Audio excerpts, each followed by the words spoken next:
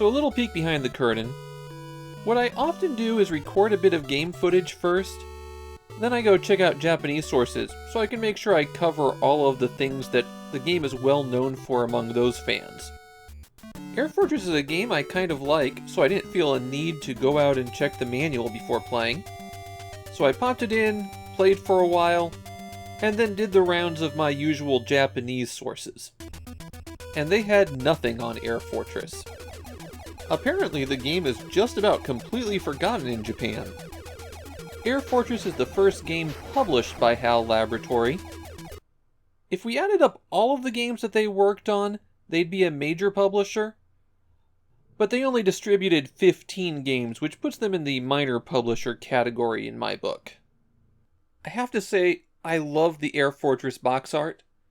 There's only a few Famicom games that use models for the cover art, and they always look great. They even use the models in the ads for Air Fortress.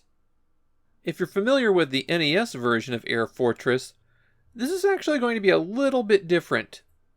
The US version made the game a bit easier, made a few graphical tweaks, and completely changed the introduction text, which is very poorly written in the original Japanese. The gist of the story is that as mankind goes into space, giant alien ships come to attack them.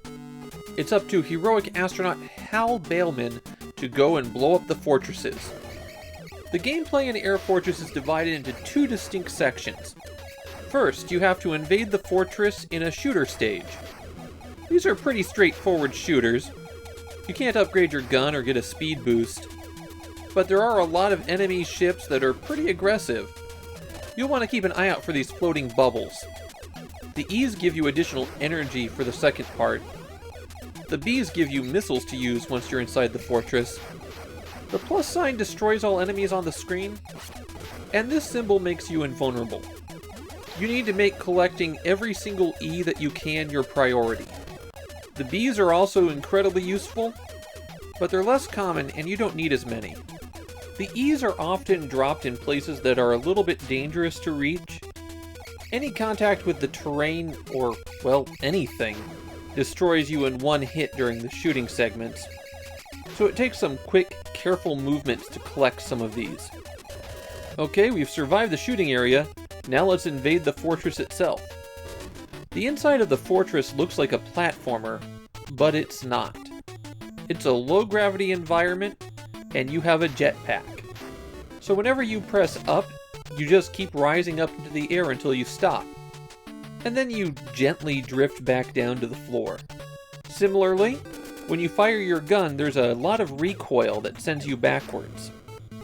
All movement and shots that you take cost a bit of your energy, and your maximum energy is determined by how many of those E's you've collected. They increase the limit by 100 each. Getting hit decreases your maximum limit, and recovering energy is easy. Just stand still for a moment. Your goal on every stage is to find the core of the fortress, blow it up, and then escape with your life. The fortresses start off linear, but they do develop branching paths eventually. Mostly it'll be one route to the core and one route to the exit. While you're fighting the enemies, the A button shoots your regular gun, and the B button fires one of your missiles. The missiles are worth roughly 10 of your regular shots, so if you do run out, you can still defeat the core. It'll just take a long time. There are some enemies in the fortress that can only be taken out by the missiles. These turrets that open and close and fire a homing bullet are a good example. So try to save your missiles for those. Another tip, when you change floors in this elevator, you don't emerge until you press left or right. So you can take advantage of that and wait for the right opportunity to step out. The level design in Air Fortress is actually pretty good. It starts out gentle, and then gradually introduces new obstacles, giving you easy ways to avoid them before you have to take them on in more difficult situations, and every fortress introduces some new type of challenge. I know that this is Game Design 101, but we've been seeing a lot of Famicom games that fail even that. And the pace of Air Fortress is just right so that you can think your way around obstacles. The difficulty does step up quite a bit as you go on, but I don't feel like it ever becomes unreasonable. When you blow up the core, it's time to escape the fortress, and you have roughly a minute to find your way to your escape craft. I'd watch out for forks in the road with these teleporter tubes. That's where you really need to be heading to.